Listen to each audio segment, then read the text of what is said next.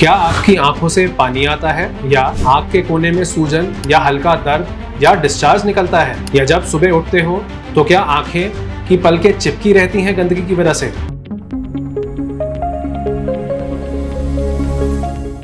ये सब सिम्टम्स हो सकते हैं आंसुओं की थैली अथवा लक्राइमल सैक या नेज़ोलक्राइमल डक्ट की ब्लॉकेज के कारण से, जिसमें इन्फेक्शन हो सकता है और इस इन्फेक्शन को डैक्रोसिस्टाइटिस कहते हैं। ये समझना जरूरी है कि नॉर्मल टीयर ड्रेनेज सिस्टम क्या होता है। आंखों में आंसू बनने का काम करते हैं लक्राइमल ग्लैंड्स, जो आंखों के ऊपर की साइड में होते हैं, बाहरी तरफ में, कुछ इस तरह। यहाँ ये आंसू आंख को क्लीन और मॉइस्ट रखते हैं और फिर ड्रेन हो जाते हैं। आंसू आंख के इनर कॉर्नर की तरफ जाते हैं, यहाँ से बनते हैं और इस तरफ को अंदर आके यहाँ ड्रेन होते हैं। यहाँ पे दो छोटे छोटे होल्स होते हैं जिन्हें पंक्टा कहते हैं, सुपीरियर एंड इंफीरियर।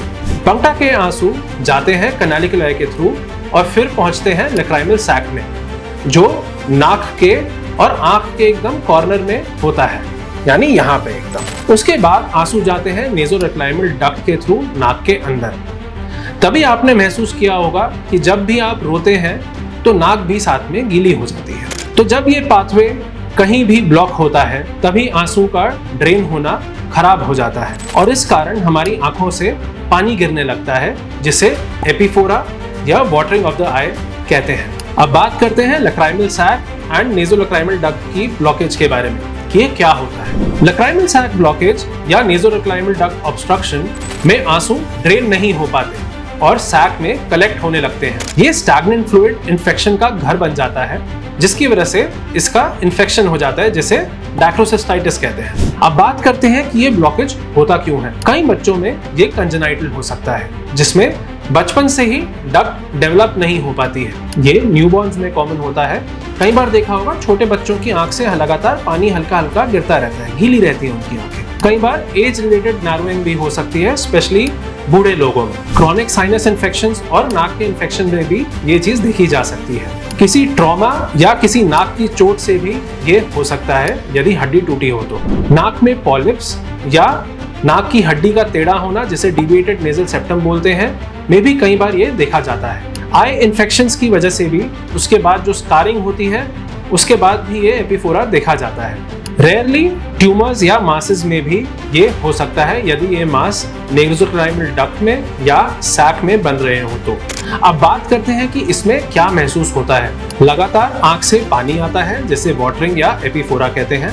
आंख के कॉर्नर में एक सूजन सी महसूस होती है। इस सूजन को दबाने पर पस या डिस्चार्ज निकल सकता है। बार बार आई का इन्फेक्शन हो सकता है। कभी कभी पेन या रेडनेस भी हो सकती है और एडवांस केसेस में पस यानी एब्सेस बन सकता है। कई बार ये एब्सेस बाहर की खाल को गलाकर यहाँ एक छेद भी बना सकता है, जिसे फिस्टुला कहते हैं। अब बात करते हैं कि डॉक्टर इसे कैसे कंफर्म करता है।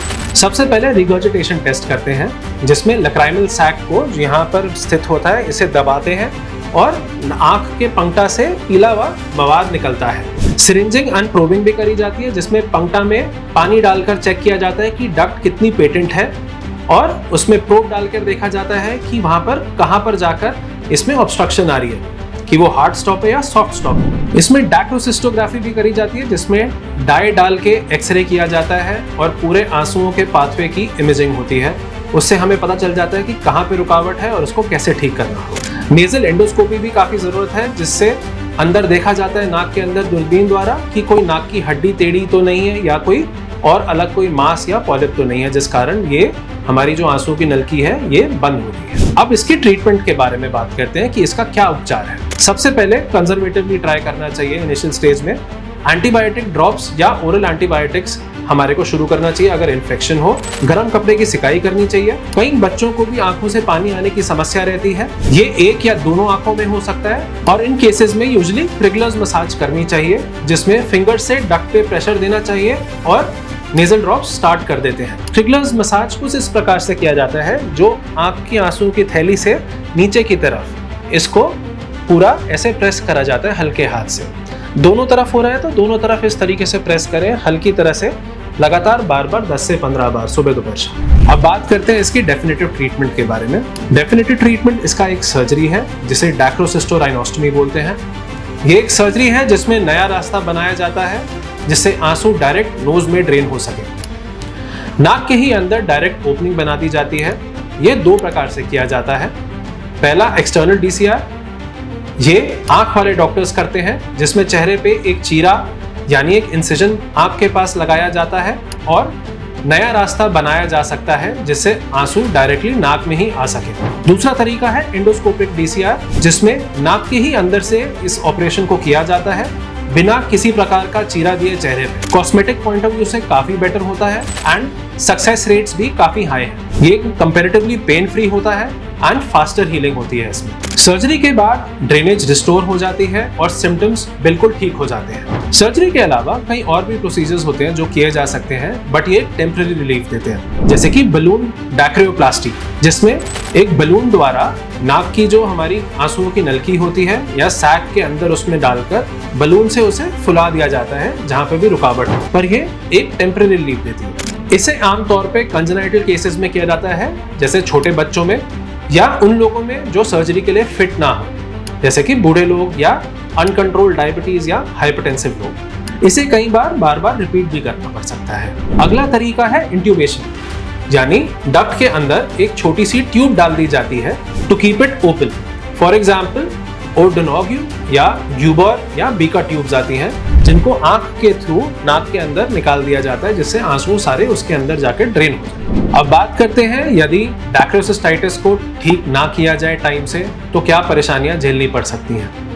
इसमें स्किन इरिटेशन और दाद और खुजली जैसी बीमारियां हो सकती हैं। बार बार आंख के नीचे पानी गिरने से स्किन रेड, खुश्क और फ्लेकी हो जाती है और कभी कभी एक्जिमा जैसी प्रॉब्लम भी झेली जा सकती है। इन्फेक्शन का खतरा हो जाता है, आंखों में कंटिन्यूअसली पानी जमा रहता है तो बैक्टीरिया और वायरस ग्रो कर सकते हैं। इससे कंजंक्टिवाइटिस यानी आंख लाल होना या डैक्रोसिस्टाइटिस यानी लैक्राइमल सैक का इन्फेक्शन बार बार हो सकता है, जिसमें दर्द, सूजन और डिस्चार्ज झेलना पड़ सकता है। धुंधली नजर हो सकती है। जब आंखें कंटिन्यूअसली गीली रहती हैं तो पढ़ने में, स्क्रीन देखने में या ड्राइविंग करने में भी दिक्कत हो सकती है। काफी टाइम सब कुछ ब्लर दिखता है। इसकी वजह से सोशल और इमोशनल स्ट्रेस भी हो सकता है। पब्लिक में लोग सोच सकते हैं कि आप रो रहे हैं, थोड़ा एम्बैरेसिंग भी लग सकता है। ये कॉन्फिडेंस कम हो सकता है, स्पेशली मीटिंग्स या इवेंट्स में। इसकी वजह से अंडरलाइंग प्रॉब्लम और बढ़ सकती है। अगर प्रॉब्लम साइनस, नेजल पॉलिप्स या किसी ट्यूमर की वजह से हो तो वो और आगे बढ़ सकते हैं। कॉर्निया जो आंख की बाहरी परत होती है उसको भी डैमेज हो सकता है। रिपीटेड ब्लॉकेज या क्रॉनिक डैक्रोसिस्टाइटिस हो सकता है। अगर नेज़ोलैक्राइमल डक्ट बार बार ब्लॉक होता रहे तो इन्फेक्शन रिपीट होता है और परमानेंट डैमेज भी हो सकता है टीयर सिस्टम को। यदि लंबे समय तक ये इन्फेक्शन रहे तो लैक्राइमल एब्सेस, जिसमें पस बन जाता है, वो फैल सकता है। इसमें आंख के पास छोटा सा छेद भी हो सकता है जो पस बाहर की खाल को अगर गला दे तो, जिसे फिस्टुला कहते हैं। सेलुलाइटिस हो सकता है क्योंकि इसकी वजह से जो पस है वो आसपास के टिश्यूज में फैलता है और इन्फेक्शन काफी ज्यादा आंख के आसपास सूजन ले आता है। कॉस्मेटिक डिसफिगरमेंट या डिस्कम्फर्ट भी बढ़ सकता है। तो दोस्तों, आंखों से अगर लगातार पानी आता है या डिस्चार्ज होता है तो कभी भी इसे लाइटली नहीं लेना चाहिए। लैक्राइमल सैक या नेज़ोलैक्राइमल डक्ट की ब्लॉकेज कॉमन है लेकिन इजीली ट्रीटेबल है, स्पेशली अगर टाइमली डायग्नोज हो जाए तो। अगर सिम्टम्स हैं तो तुरंत ENT या आई स्पेशलिस्ट से कंसल्ट करें। DCR सर्जरी से परमानेंट सॉल्यूशन पॉसिबल है।